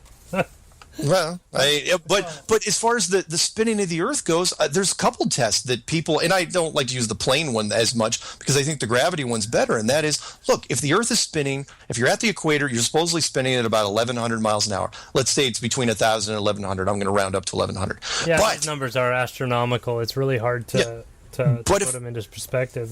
Which I find interesting too, because the average person, and I don't mean to cut you off, the average person has a hard time comprehending these numbers, and they know that. Which is why most of the time I won't use them. It's not because I'm trying to get out of anything. It's because I don't want to get anyone to glaze over. So I will use really small numbers. Like, it's the deepest hole we've ever drilled ever in the world. It's only 8 miles. People can get that. Or if your metric is 12 kilometers. But if the Earth is spinning 1,000 miles at the equator, and that's kind of a big number, but if you're at the North Pole or South Pole, depending, you remember, if it's a globe, then you're spinning at 0 miles an hour. It's no different than a merry-go-round. If you're on a merry-go-round, you're on the edge, you're feeling it, but if you're standing in the center, it's perfectly sunny skies, you're just turning in a circle and nothing's happening to you.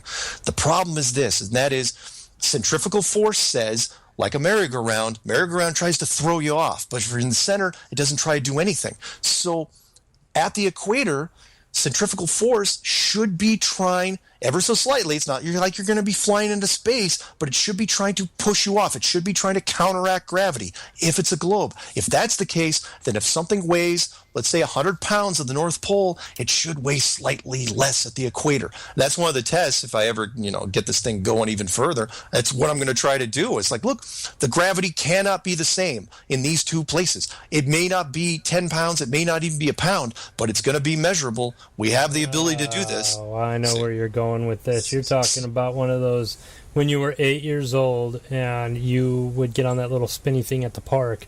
You'd have everybody spin you. If you were on the outer edge, man, you flew off the thing.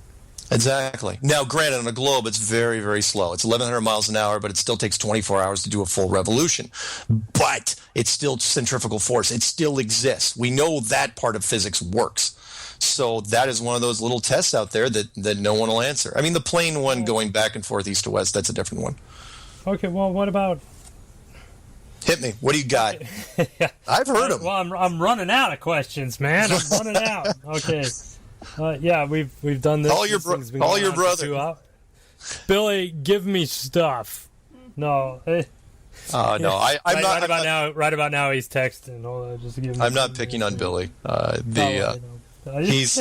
Look, it's. I know. Look, people don't. There's some people that really get angry about this. The forum post. That was the next step. Was okay. So, what do you think about when people? Why do you think they get so upset? I mean, I'm a pretty open guy. I like. Well, that's just it. In fact, there was somebody, it wasn't me, it was another guy that says, fine, you think you're open-minded? Here's something for you. It's called flat earth spray. I'm going to hit you in the face with it. And that'll let you know if you're really open-minded or not. But I do find it interesting. I do find it interesting that NASA is the only, if you think about it, our government's a cover-up. We can go into conspiracy theories all day and night. But the fact of the matter remains that NASA is a government agency, and it is about the only thing that's gone into space. Yeah, it's a very few amount of people that you can get information and answers from, and if they don't want to tell you those answers, you're not going to get them. Yeah, I mean that's. But from what I've got about that, which brings me to my next question to you. Sure. Yeah, that's right. I'm going to hit you with another one. Whoa, please! What do you got? All right. With all of this time and all of these people and everything that's going on, I want to know why there hasn't been a whistleblower. Why, in your mind, do you think not one person, not one out of the... we got Bradley Manning talking about the military. You got that other guy, Snowden, who's like, NSA is watching you, haha. But you don't see, not once, anything about flat Earth. You don't... there's two parts to this. One is the whistleblowers didn't even know they could come out until a few months ago, because I put a clue out literally saying, look, if you know anything about anything, please come forward. But to answer your question, why aren't they like the other people like Snowden, Bradley, and that is because it's that's just NSA stuff. That's just. I get that, but what I'm saying is, if something's big enough, and it's like I was talking to my woman about this. I think I was even touching on it with my brother. Yeah. The thing is, when something's big enough, I don't think if I knew a secret, that would detrimentally change the world. The way. This would. Let's face it. You want to talk about religion. If God appeared in front of everybody, it'd scare the shit out of everyone. Yeah. Who exactly? Let's say you knew. Who exactly? Let's say I knew. Let's just off chance you know. Let's say you work as a subcontractor for NASA and you knew somebody who knew somebody. You know what? I'm the host of this show. You are supposed to answer these questions. Well, no. No. I gotta bounce this package because my question to you is a question, or my answer is a question, which is, who would you tell exactly? Who are you gonna go to? But, I'll use if you ever remember, you're probably not old, or maybe you're old enough to remember Capricorn 1. Remember that sounds familiar, and you touched on that. I didn't actually see that one. There was a couple that I wanted to actually go see because of this. Where there was a NASA employee. Basically, the whole point of Capricorn 1, if anyone hasn't seen it, 1978 movie, it's never going to get remade. I trust me when I say this, which shows you basically... Not because of you. No. But it tells you step by step on how to fake a space mission. And they did a fake space mission to Mars. And one of the NASA guys figured out that the telemetry was wrong. He's going, this signal is not coming from Mars. It's coming from somewhere in the desert, like a couple hundred miles away. And he tells his reporter friend, right? That guy is gone by morning. I mean, you don't even know what happened to him. He is like in the scene, and they replace his condo. They move in somebody into his condo. They change the labels on all the magazines. It's like he never existed ever in a million years. And then they keep trying to kill the reporter. Of course, they would have killed him in real life. But the point is, if you were a whistleblower, who would you tell? This is something that my brother could relate to because there was an article on a guy who invented an engine based on water. Yeah. I don't know if you ran into that guy, but I know. In the late 70s, he had developed the engine to go into water or to run off of water, and the government was all over him. Like they sent a general to his house, and then within a few weeks of that general being at his house, he ended up missing.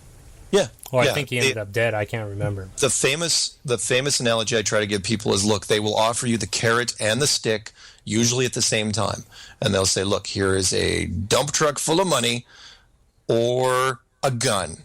You choose. And most people, So when I see you living in a mansion or I read on the news you're dead, I know exactly what happened. Oh, there you go. And I know I've gone online. I said, look, you're not going to be able to I mean, I never married. I never had a family. So it's easier for me to say that. But as far as the whistleblower goes, no, I'm asking. And the people that have come forward in the last 3 weeks have been brilliant.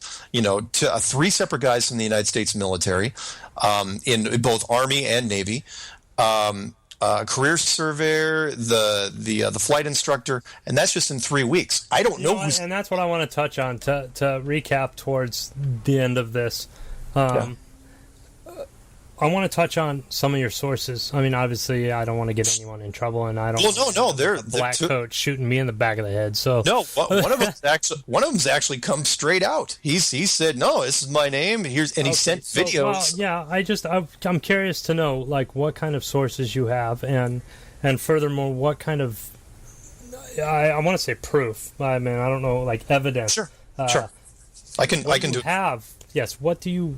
What do we have? What is it that convinces you that this is real and that it should be taken seriously? Because I know, people like my brother would be like, no, I ain't going to look into that. Well, that's just it. But he is interested now because of the way that you're presenting it all. The sources, and for me, I was convinced even before these guys came forward. They're just reinforcement for me and people that I can show to other people and saying, look, if you want, because these are the guys that are shutting up the debunkers one by one, because you have to be, in order for a debunker to really work, you've got to be on the same level as where the source is coming from. So the first guy that called me, and I didn't solicit any of these people, first guy that contacted me was a current active United States Navy NATO Sparrow missile system instructor. He'd been in 10 years. He's trying to go career. We'll see how that goes. And he came forward and says, look, during my last 5-year tour, and he works with medium-range missile systems. And he says, look, all the instruments that we use, and we get to use stuff that the average civilian has no access to. We're using 2-inch beam focused radar and heavy electronics. He's going, nothing that we use should be able to do what it does if it's a ball earth. Like, for example, he can paint targets at 50 miles with a 50 nautical miles, which is what, 65 statute miles, something like that, with a 2-inch beam, 2-inch radar beam, and he's going with if the curvature is out there at that far, there's no way you should be able to hit it. It should just dive into the water, and you'll never hit this thing, and that beam never gets there. The Coriolis effect, which is the Earth spinning, is never factored into any firing solution ever, not just on his weapon system, but any weapon system. And the submarine guy confirmed that. Not only that, but the gyro system, which was fascinating, and we're still digging into this one. The gyro system, which is used on submarines, on ships, on planes, creates an artificial flat plane reference point that does not deviate and does not change. But that can't be possible if you're flying over the curvature of the Earth. If that was the case, that flat plane would keep pulling you up, and the submarines would just keep surfacing, and airplanes would just keep getting so high that their engines would fail. These things, and combine that with the so the missile guy was the first guy that came out.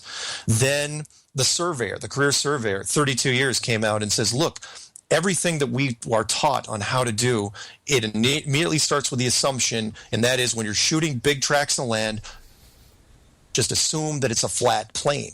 And he's going, but that doesn't make sense, because eventually, if my flat plane lines up with your flat plane, and my analogy is that if you're trying to cover a basketball by gluing wheat thins onto it, those little square crackers, yeah, you can cover it, but there's going to be gaps. You can't cover a curved surface with nothing but flat planes. Sooner or later, you got to deal with the curve.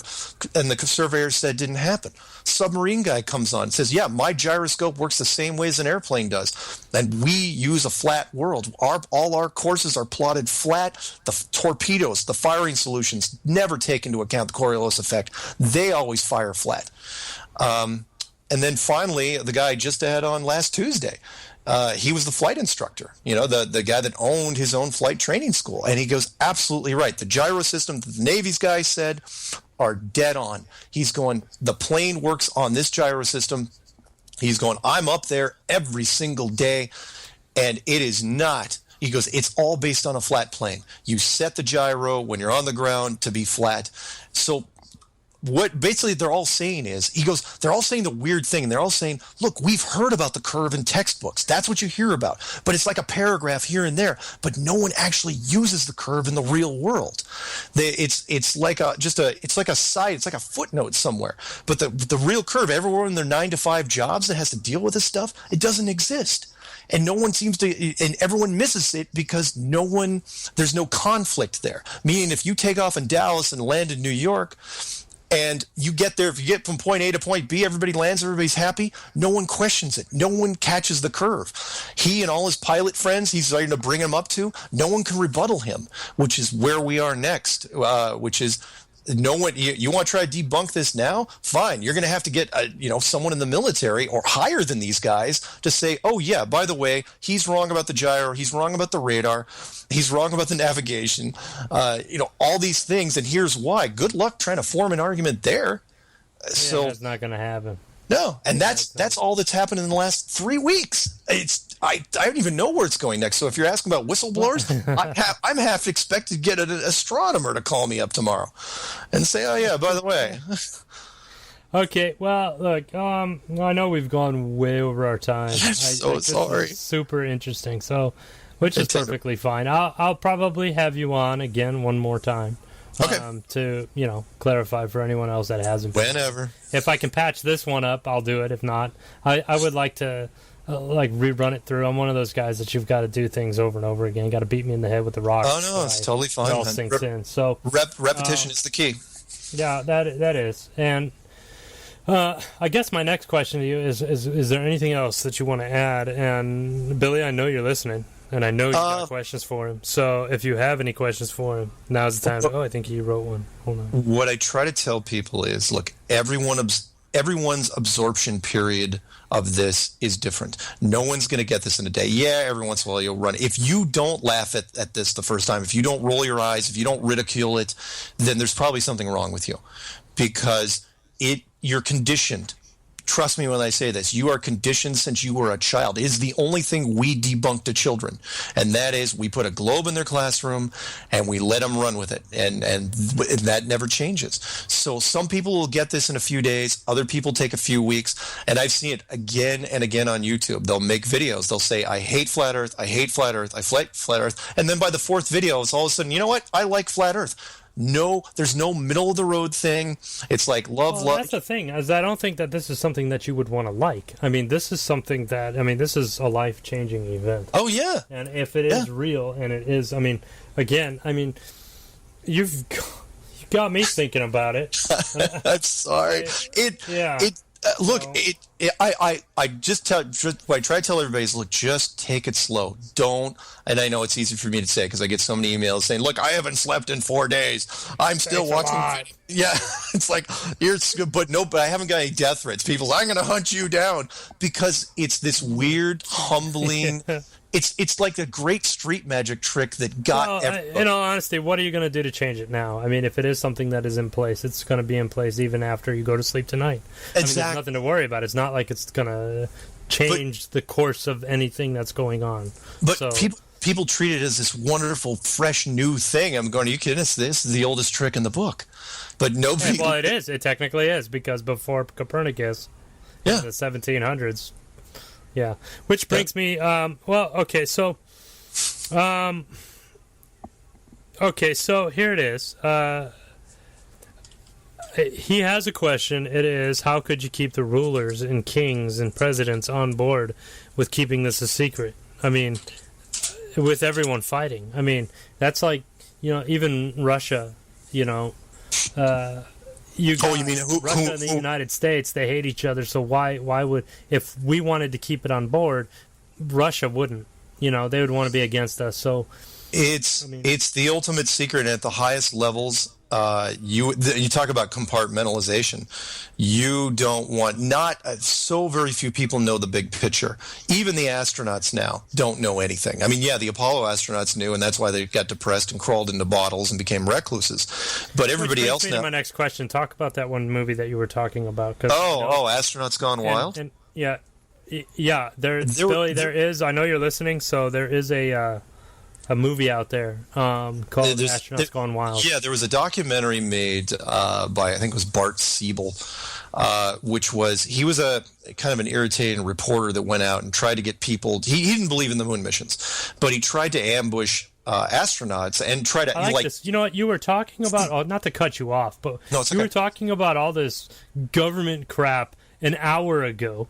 Right, so we've been doing this for almost 2 hours now, and an hour ago is when I got cut off, and the entire show collapsed. Right, but now that everything's back up and running smoothly, and it's running fine, it's it begs the question. I mean, all it is a switch on the internet. I know I have all these programs and everything running smoothly, which is why it sounds so clear and things are great. But it makes me wonder. I mean, it seriously makes me wonder. Are you touching a nerve with them? Oh, no doubt. This movement, and that also show you how big it is, because people can talk about World Trade Center and Sandy Hook and Boston bombing and all that stuff all day long. Nobody on the other end is going to move any pieces around. But as far as the chessboard goes, but with this thing, you move the chessboard, we have a problem. Yeah, things are actually happening now. But I'm sorry, to get back to the astronauts thing, there was a little documentary where this irritating reporter was trying to ambush astronauts and kind of ask them a whole bunch of... You're talking documentary. You're not talking a small radio show like this or like yours. You're talking a flat out sponsored documentary. Full-blown documentary. And where he was he figured if he could ask the astronauts enough fast, rapid-fire questions, he could trip them up, right? But what he did was interesting, and it worked for him, but he didn't know what he was on to at the time, which was he brought a Bible with him. And he says, sometime during the interview, he says, by the way, will you swear on this Bible that you went to the moon? He thought he'd catch him off guard with that, and that, that would work. The problem was the astronauts didn't want to do it. they didn't want to swear in the Bible. And that part bugged me, because I remember watching that documentary, and I felt bad for the astronauts because they were older. But it bugged me. It's like, why wouldn't they put their hands in the Bible? Why wouldn't they swear in the Bible they went to the moon? I mean, people lie under oath all the time. It's called perjury. We have an extensive system that deals with perjury. So why not just do it, right? You lied about the Apollo program. You know, you went up there, did all these fun things. Why not just swear that you didn't, that you went, right? One more lie, right? And then it hit me. It's like, well, what if you were an Apollo astronaut and you were told not only that you were faking it, but here's the reason why you were faking it. Well, that leads you down a whole nother path. It's sort of down the spiritual path, which is, well, let's say this place is an enclosed system, and there is somebody that that's would destroy religion all over. Oh, yeah. Well, I mean, people are looking over your shoulder, or something is looking over your shoulder. Are you really gonna lie under oath? Because now you don't know. Because now the Bible or whatever religious book you're talking about takes on a whole nother meaning, whole nother dimension. And that, because it bugged me, because I was going, like, what, all these guys are super strong Christians, they just won't lie? Doesn't make sense. I know plenty of Christians that lie. They do it every day. Don't give me that. But these guys wouldn't. I was going, well, maybe because they're Boy Scouts, they're Eagle Scouts. No, that wasn't it either. You look in their backstories. They weren't scouts by any stretch. And that's when I sort of knew. I was going, then it started clicking. And of course, that was one of my later clues anyway. But that's when I started realizing the ramifications of what would happen here. And that is, if we did find out we were an enclosed world, would we become better as a civilization? And I think we would, because we then become accountable. It's not that somebody's hanging over our heads with a scorecard, watching everything we do, but we're actually looking at ourselves. We're looking in a mirror and saying, okay, this thing that I'm thinking about doing, do I still really want to do that? And yeah, it was interesting. It was the only conspiracy, if you want to call it a conspiracy, or the only theory that could actually benefit our civilization. Meaning the enclosed world, the flatter world, changes not just where we live, but how we think. And so I tried to go the silver lining with it and go down that road. And yeah, I think we'd be better as a people. I think we'd become one family, and I think a lot of the bad things that happen in our world wouldn't happen anymore. Well, okay, so if you were to say anything to the round earthers or the spheroidal, we'll call them. Whatever you want to call them. Globalists. Yeah. Looking up the scientific term is oh God. That's getting me tongue-tied just talking. Okay, so what would you say to people who believe that the Earth is round? I mean, how would you convince them? I mean, convincing them in one show, you're not going to do it. But how I would convince them is say, look, if you want to put, because really anyone that's trying to convince somebody else, all you have to do is put it in their head. Much like the seed concept in Inception with Leonardo DiCaprio, which is just get them to ask the question themselves.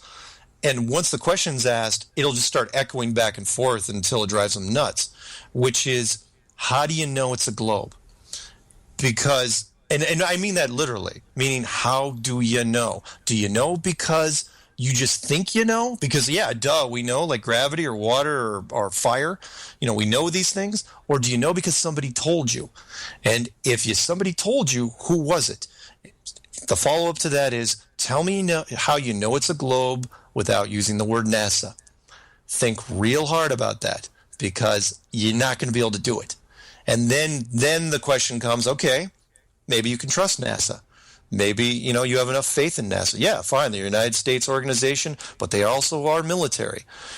Would the military ever lie to you about something? If they found out it wasn't a globe, because remember, this trick is so big that even the powers that be didn't figure it out.